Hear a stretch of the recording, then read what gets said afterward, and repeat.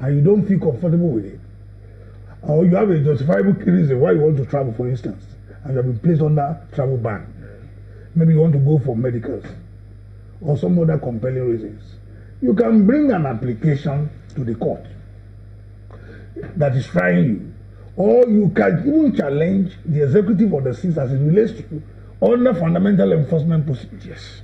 Proceedings. I don't think there should be any worry about this. But you see, we should rather be commending the government for taking steps to combat corruption. Because some of these are said, we know that the issues bordering on illicit financial flows is prevalent. You understand me? But just as you said, every attempt, everything that needs to be done to fight corruption must be done. But you also say it has to be done legally and with procedure. But you've also highlighted the fact that yes, the court says the executive, the president can issue executive orders, but it's got to be applied with consonance with the rule of law. And you also have said that there are several processes with which you can fight corruption. You can stop people from traveling, but the court has got to give you all of those. So you do not necessarily need this executive order. But having issued this particular executive order, I'm just wondering, if the court says it's got to be done ex parte, how is the process supposed to apply? You know, persons listed, not all of them are undergoing trials. You understand me? And there may be compelling need for the executive of the six to apply to such cases. But persons who are undergoing trials already, my view is that the executive of the six, as it relates to them, is an usurpation of the functions of the court. I'm more worried, more concerned about the authority of the court. And no democracy must trample upon the authority of the court. Let's take it from there. When we'll come back in a moment. Join us again. Welcome back to Sunrise. Well, Mr. Mumuni, Sarah did say that this executive order is an interference on people's rights. You do not need this kind of order or dissipate this kind of energy to prevent people from dissipating public funds, perhaps from politically exposed persons. So for those who interpret this as though they're being dramatic about the fight against corruption, which is what some may deduce from your statements, but you then went ahead to say it should be rescinded immediately. But if this has been gazetted, we're not sure it has, can that still happen?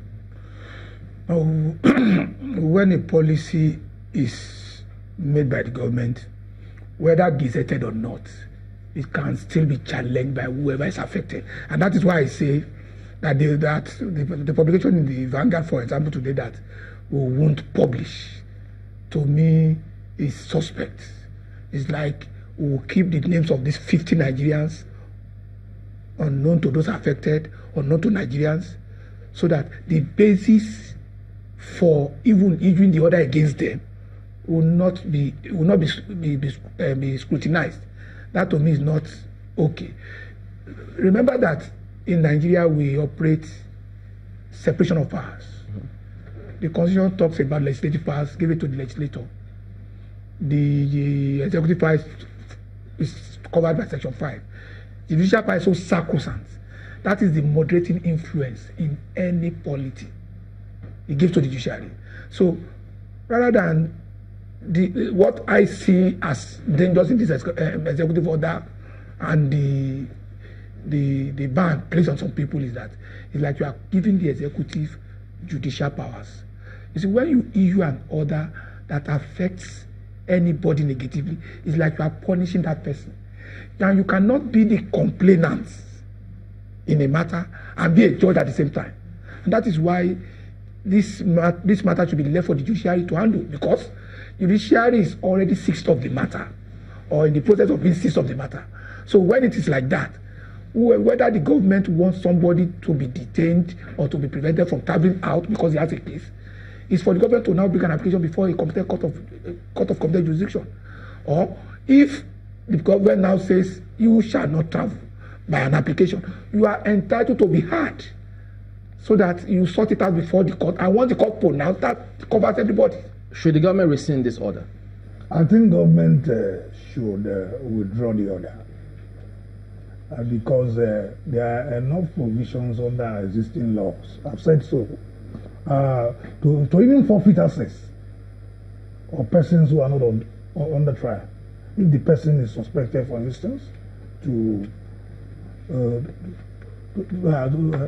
flee, or the person is dead, or the person is otherwise unavailable, you can initiate non-conviction based forfeiture proceedings. If what you are concerned with is dissipation of assets, such assets, non-conviction based, there are procedures for conviction based forfeiture proceedings. There are also procedures for non-conviction based forfeiture proceedings. Right. In which case, it allows the state to proceed against the assets of defendants, whether or not they are under trial. So this executive order is a surplus. All right, fine place to let it go. Mr. Wahab Shittu, a legal practitioner, a lecturer in law, Faculty of Law, University of Lagos, and Mr. Adetokunbo Mumuni, the Executive Director of SERAP. Gentlemen, thank you for coming on this morning. It was a pleasure. Thank you very much. That's the show today as well. Well, thank you all for watching. We'll see you tomorrow. I'm Chamberlain. What's up? I'm Neota Igbe. Have a great week ahead, everybody. I am Ajuri Ngalale. The views and opinions expressed by guests on this program are those of the maker and do not necessarily reflect the views, opinions, and endorsement of Channels Television.